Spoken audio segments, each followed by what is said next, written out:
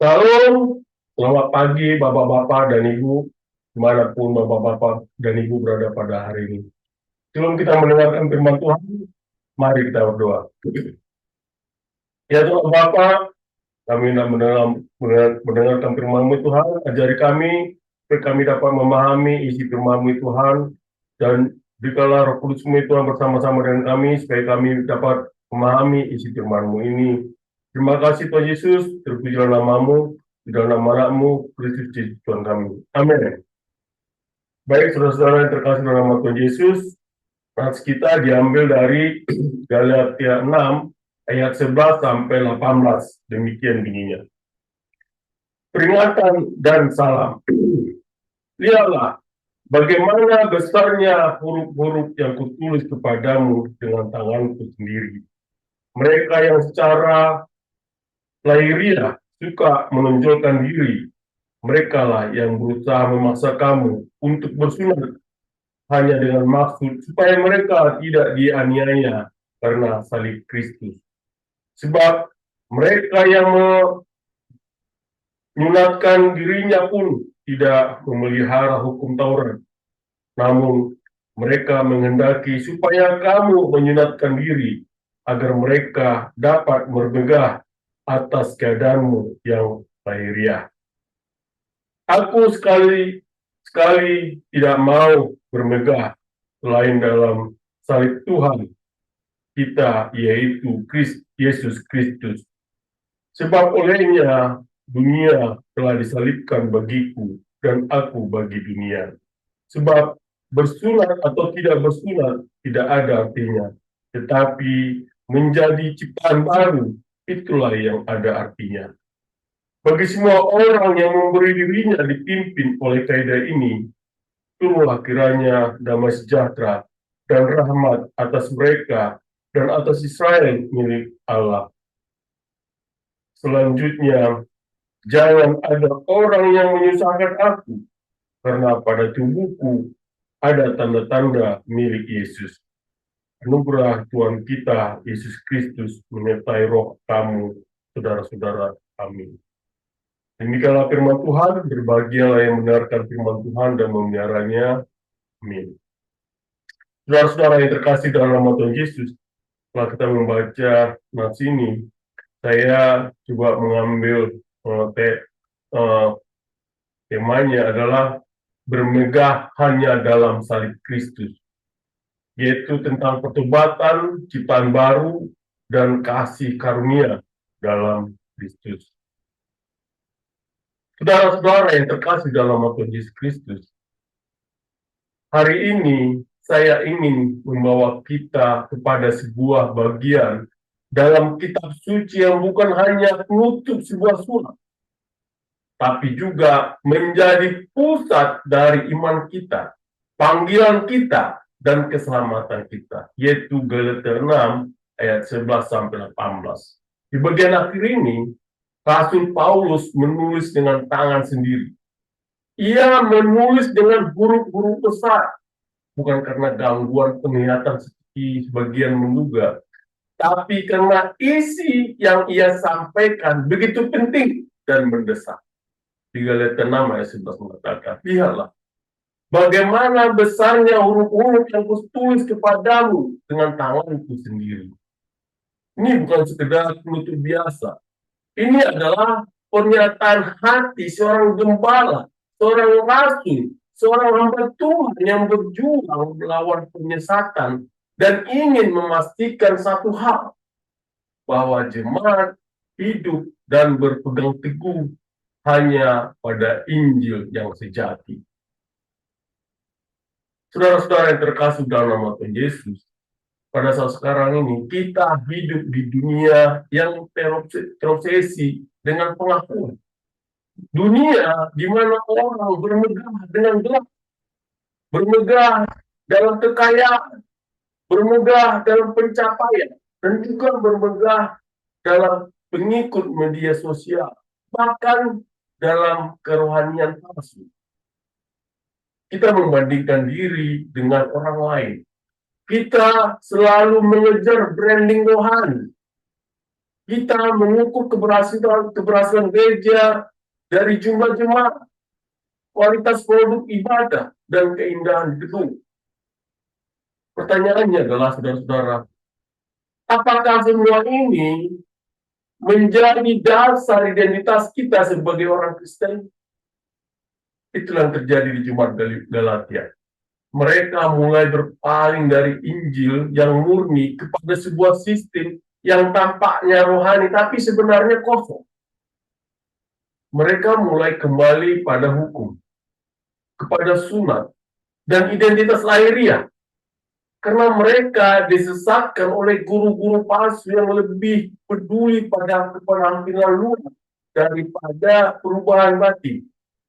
Dan Paulus menjadi, jangan pernah bermegah selain dalam salib Kristus. Mari kita renungkan sebentar. Salib adalah lambang kehinaan. Salib adalah hukuman yang paling kejam dalam sejarah Romawi. Disalib artinya dihina, dikutuk, dipermalukan. Dalam logika dunia, salib tidak layak dibanggakan. Tapi dalam logika kerajaan Allah, salib adalah pusat keselamatan. Kenapa?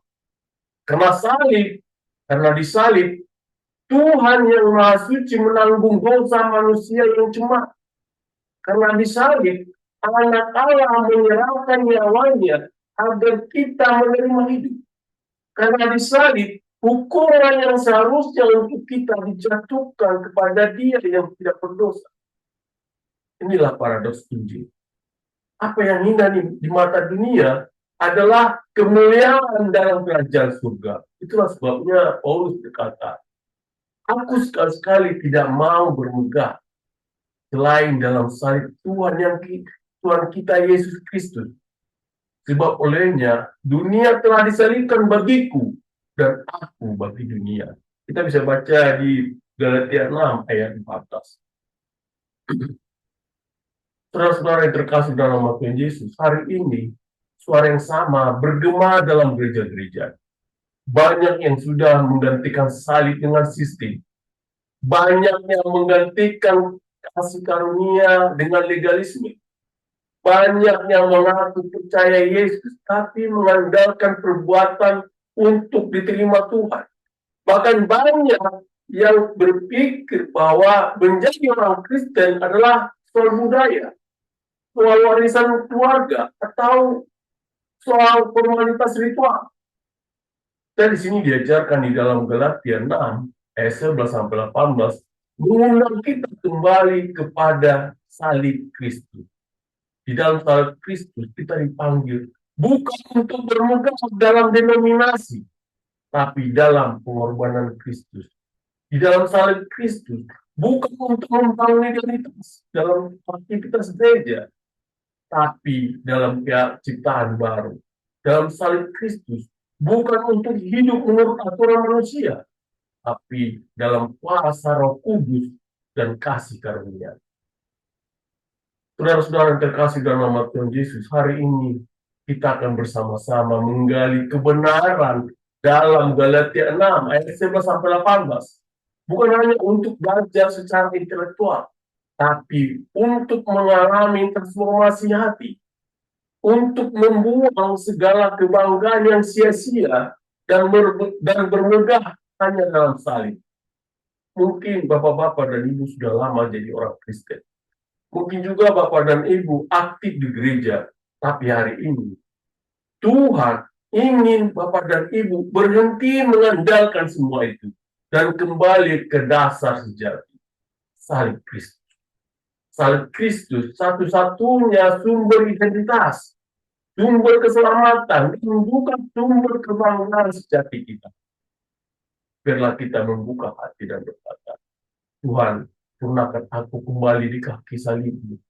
Biarlah salib menjadi pusat hidupku.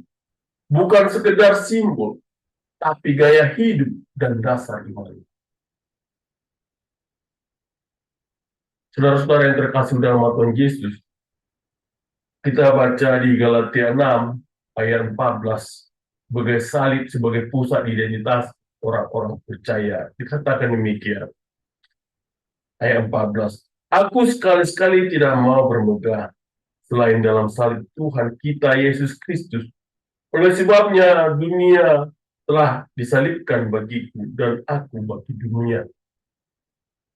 Dalam budaya Greko-Romawi, kebanggaan diukur dari kehormatan sosial, diukur dari kehormatan jabatan, silsilah, kesuksesan publik. Begitu pula dalam budaya Yahudi, orang bermegah dalam sunat, hukum Musa, dan juga identitas Abraham. Kebanggaan rohani telah menjadi ajang kompetisi spiritual. Di sini kita diajarkan bahwa hari ini pun kita terjebak dalam mentalitas yang sama, yaitu bangga akan kesalehan lahiriah, bangga akan pelayanan maupun posisi maupun pencapaian, bangga menjadi bagian dari gereja besar atau denominasi tertentu. Tapi Paulus menolak semua bentuk kebanggaan semacam. Dia berkata, aku tidak mau bermegah kecuali dalam salib Kristus. Bagi Paulus, salib bukan aib, melainkan mahkota kemenangan. Mari kita perhatikan frasa, oleh salib itu dunia telah disalibkan bagiku dan aku bagi dunia. Salib bukan hanya objek kepercayaan, tapi juga cara hidup. Salib memisahkan kita dari sistem nilai dunia, yaitu dunia memuja kekuasaan, namun salib mengajarkan penyerahan. Dunia mengejar kepentingan diri, namun salib menyerukan pengorbanan. Dunia mengejar pengakuan, namun salib mengajarkan kerendahan hati. Saudara-saudara, apa yang kita bisa pelajarkan di sini? Apakah hidup Bapak dan Ibu mencerminkan salib atau sistem dunia?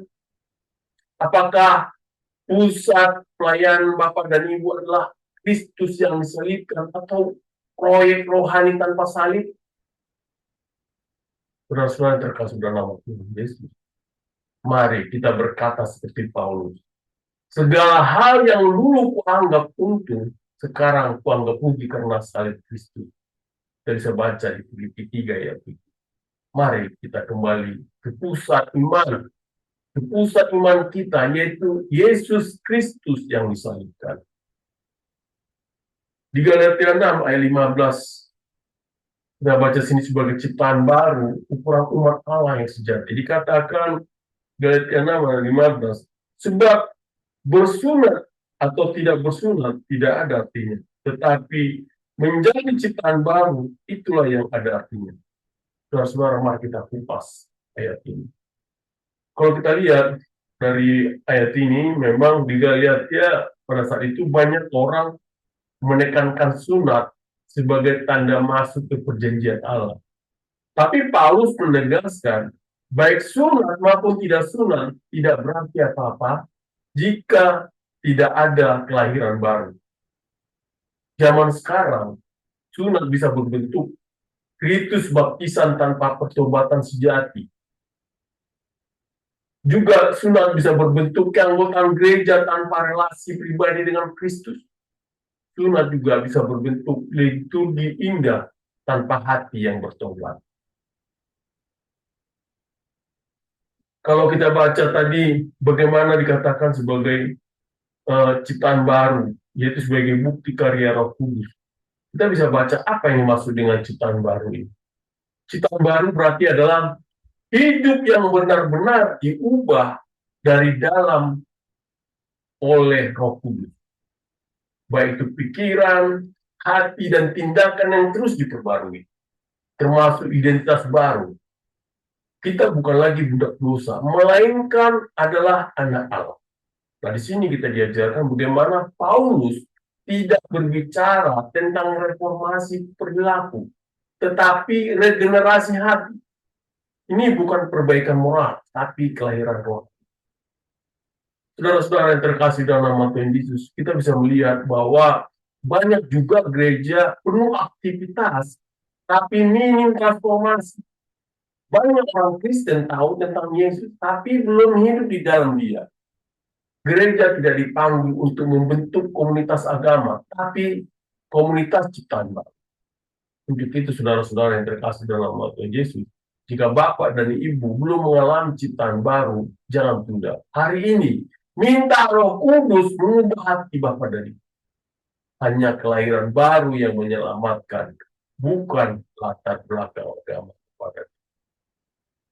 Di Galatia 6 ayat 16 kita bisa pelajari juga, yaitu mengenai hidup menurut aturan baru, yaitu damai dan belas kasihan. Dikatakan demikian, bagi semua orang yang memberi dirinya dipimpin oleh kaidah ini, turunlah kiranya damai sejahtera dan rahmat atas mereka dan atas Israel milik Allah. Di sini, saudara-saudara, terkasih dalam Tuhan Yesus, Paulus menyebut standar baru hidup Kristen, bukan hukum Taurat, melainkan gaya hidup berdasarkan salib dan Roh Kudus. Ini adalah kanon, atau sebagai aturan, atau sebagai prinsip ilahi yang membentuk umat Allah, yaitu adalah kasih menggantikan kebencian, belas kasihan menggantikan penghakiman, dan Roh Kudus menggantikan kontrol legalistik. Apa yang dimaksud dengan kata-kata Israel Allah? Israel Allah bukanlah Israel secara biologis, tetapi komunitas baru yang hidup oleh iman kepada Kristus, yaitu gereja yang sejati, baik Yahudi maupun Yahudi. Di sini, gereja adalah umat Allah yang baru, yaitu adalah hidup bukan karena ketaatan hukum, tapi karena karya Kristus, yaitu gereja umat Allah itu adalah dibentuk oleh Injil, bukan oleh kultur atau tradisi. Nah, saudara-saudara yang terkasih dalam Tuhan Yesus, apa yang kita bisa lihat dari sini? Di isinya adalah, contohnya dalam gereja, apakah kita menciptakan budaya hukum atau budaya kasih karunia pada pemuridan? Apakah kita membina orang dengan tekanan atau belas kasihan? Atau kepada saudara-saudara secara pribadi, apakah kita hidup dalam damai karena salib atau gelisah karena sistem? Di Galatia 6 ayat 17 kita bisa baca lagi tentang penderitaan. Dikatakan di sini, selanjutnya janganlah ada orang yang menyusahkan aku, karena pada tubuhku ada tanda-tanda milik Yesus.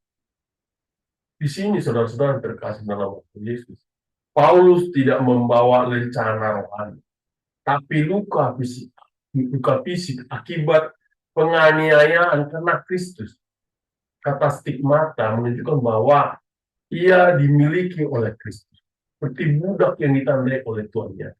Hari ini, saudara-saudara yang terkasih dalam Yesus, banyak orang mau menjadi Kristen asal tidak menderita, tapi Injil sejati selalu datang dengan risiko, yaitu ditolak karena iman, difitnah karena kebenaran, dan juga bapak-bapak dan ibu pas masa akan disingkirkan karena kesetiaan kepada Kristus.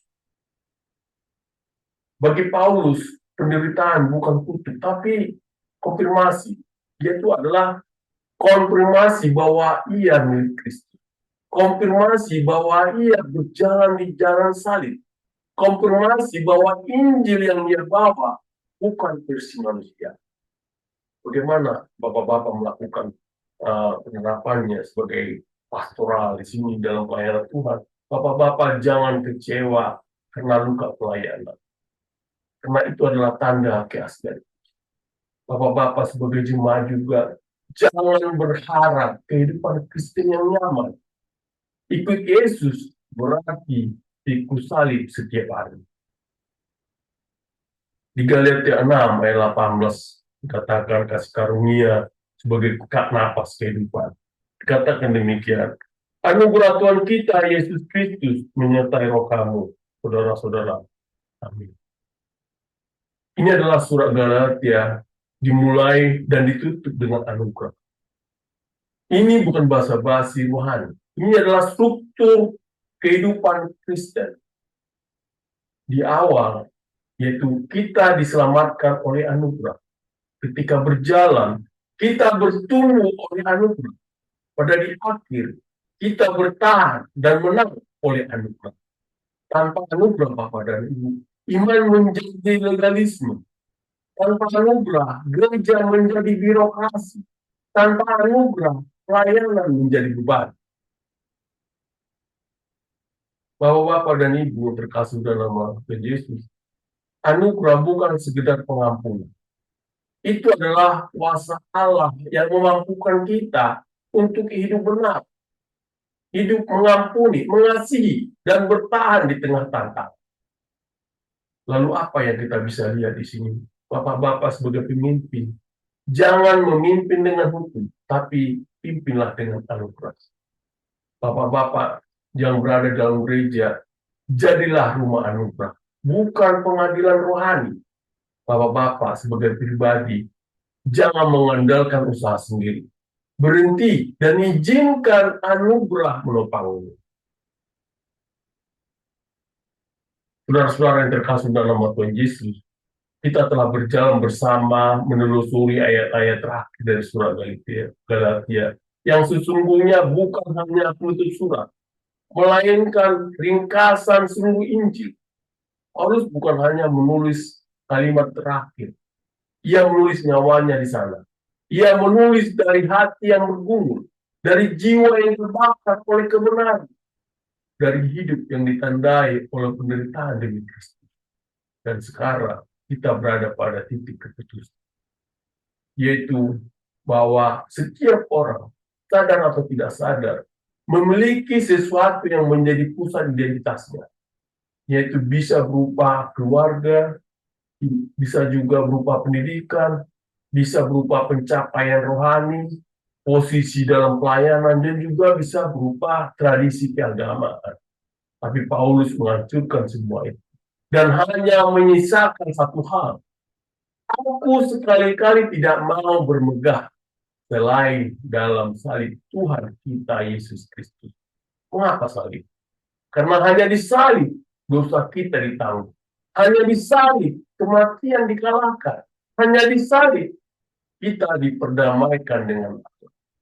Jika Bapak dan Ibu, hidup Bapak dan Ibu belum didefinisikan oleh salib Kristus, maka Bapak dan Ibu masih berada di luar kasih karunia Injil yang sejati. Di sini Bapak dan Ibu, bahwa Allah tidak memanggil kita menjadi lebih baik, menjadi lebih suci atau lebih taat secara lahiriah. Namun Allah memanggil kita untuk hidup bersama Kristus dan lahir kembali sebagai ciptaan baru. Hal ini artinya adalah bahwa Bapak-bapak dan Ibu harus meninggalkan hidup lama. Bapak-bapak dan Ibu membiarkan Roh Kudus memperbarui hati, pikiran, dan karakter kita. Di sini juga diartikan bahwa menjadi manusia baru yang hidup bukan untuk diri sendiri, tapi itu Dia yang mati dan bangkit bagi kita. Dan ini bukan sekedar perubahan perilaku, tapi adalah sebagai transformasi identitas. Setelah ini, apa yang kita pelajari, saudara-saudara terkasih dalam Tuhan Yesus? Kita diselamatkan oleh kasih karunia. Kita dipanggil untuk hidup dalam kasih karunia, yang artinya adalah bahwa kita hidup bukan dengan tekanan hukum, tapi dengan bimbingan Roh Kudus. Kita tidak memaksakan kesalahan pada orang lain, tapi menumbuhkan buah roh bersama. Kita membentuk komunitas yang mencerminkan Kristus, penuh damai, penuh pengampunan, dan juga penuh belas kasihan. Saudara-saudara yang terkasih dalam nama Tuhan Yesus, kita tahu bahwa di dunia ini, kesetiaan pada Injil mungkin membawa penderitaan. Mungkin saudara-saudara ditolak karena menolak kompromi. Saudara-saudara dihina karena hidup benar. Bapak dan Ibu juga disingkirkan karena memberitakan Kristus. Tapi semua penderitaan itu adalah kehormatan. Paulus menyebutnya tanda-tanda Yesus. Bukan luka karena dosa, tapi luka karena setia. Saudara-saudara terkasih, hari ini luka Bapak dan Ibu dalam pelayanan, maupun dalam kesaksian iman, atau dalam kesetiaan kepada Kristus, itu adalah tanda keaslian iman Bapak dan Ibu. Lalu apa yang kita pelajari di sini, saudara-saudara yang kasih tadi? Yang kita pelajari ada 5 hal, yaitu poin pertama, bermegahlah hanya dalam salib. Yaitu tolak segala bentuk kebanggaan rohani yang palsu. Jadikan salib Kristus pusat identitas dan tujuan hidup Bapa dan Ibu. Yang kedua, hiduplah sebagai ciptaan baru. Yaitu agama tanpa kelahiran baru adalah sia-sia. Mintalah Roh Kudus memperbarui Bapa dan Ibu setiap hari. Yang ketiga, jalani hidup dalam damai dan belas kasihan. Yaitu jangan paksakan hukum pada orang lain. Hidupi Injil. Bentuk komunitas gereja yang penuh kasih karunia. Yang keempat, terimalah penderitaan sebagai kehormatan. Jangan lari dari luka demi Injil. Jadikan setiap penderitaan sebagai sarana untuk memuliakan Kristus. Yang kelima, hiduplah dalam kasih karunia dari awal sampai akhir. Yaitu jangan andalkan kekuatan diri. Biarkan kasih karunia memimpin. Kasih karunia bukan cadangan, tapi fondasi dan puncak hidup Kristen. Saudara-saudara yang terkasih dalam nama Tuhan Yesus, sekarang saya ingin mengundang Bapak dan Ibu semua, baik yang sudah lama dalam gereja maupun yang baru mengenal Injil, untuk merespons panggilan Tuhan. Apakah Bapak dan Ibu mau meletakkan semua kebanggaan, meletakkan semua usaha sendiri, semua citra lahiriah, dan datang ke kayu salib? Apakah Bapak dan Ibu siap berkata seperti Paulus mengatakan, hidupku bukan milikku lagi, aku sudah disalibkan bersama Kristus. Mari kita berdoa. Ya Tuhan Bapa, kami telah mendengarkan firman-Mu Tuhan. Ajari kami Tuhan, supaya kami selalu mengikuti Engkau ya Tuhan, dan selalu mengikuti salib-Mu yang ada pada kami ya Tuhan. Ya Tuhan Bapa, dalam kehidupan kami sehari-hari Tuhan, kami tidak mengandalkan pikiran kami, tapi biarkan kami Tuhan selalu bersama-sama dari Engkau. Terpujilah Engkau dalam nama Anak-Mu, Kristus Yesus Tuhan kami. Amin.